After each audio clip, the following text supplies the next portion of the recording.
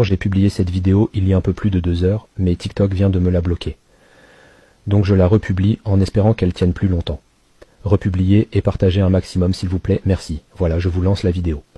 Ce député, monsieur Meyer Habib, parce que moi je veux bien qu'on parle de tout ce que vous voulez, cet homme a dit sur un plateau de télévision il y a quelques semaines de ça que la population palestinienne était un cancer. Cet homme a dit dans l'hémicycle de l'Assemblée nationale, à l'occasion d'une question posée par un député de mon groupe de la France Insoumise pour demander ce que la France allait faire pour arrêter les massacres à Gaza. Cet homme a dit on va pas s'arrêter là. Cet homme, dans l'hémicycle de l'Assemblée nationale. Bizarrement, là, il n'a pas été sanctionné. Il l'a répété là en disant que c'était on va pas s'arrêter là, on va éradiquer le Hamas. C'était son explication cet après-midi. On connaît. Cet homme est le conseiller spécial de monsieur Netanyahou qui est aujourd'hui sous le coup d'un mandat d'arrêt demandé par le procureur de la Cour pénale internationale comme criminel de guerre. Mais dire cet rapport à un juif quand même, malgré tout ça. Peut-être qu'on peut écouter Meyer Habib. Il était sur le plateau de BFM TV cet après-midi. Cet homme est une honte pour l'Assemblée nationale. Alors lui, il se défend, on écoute sa version.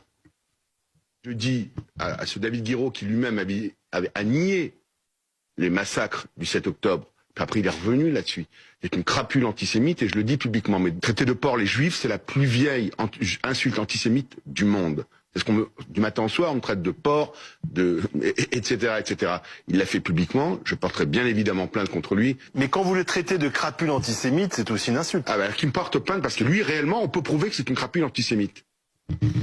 Vous condamnez quand même le terme de porc. Je condamne ce que dit Meyer Habib, oui, bien évidemment. Mais est-ce que vous condamnez ce que dit votre collègue de la France Insoumise? Arrêtez, tout le monde sait très bien que dans l'expression de David Guiraud, il n'y a rien d'antisémite. Mais j'ai bien compris que quand Meyer Habib répond sur n'importe quel sujet, de toute façon, désormais, tous ceux qui sont pas d'accord avec lui sont antisémites. Donc maintenant, l'ONU est antisémite, c'est ce qu'a dit y compris le gouvernement israélien ces dernières semaines. Le pape est antisémite parce qu'il a dit qu'il fallait qu'il y ait un cessez-le-feu à Gaza. Et tout le monde est devenu... Il faut arrêter avec ça parce que ça fait beaucoup de mal à la lutte nécessaire et légitime contre l'antisémitisme.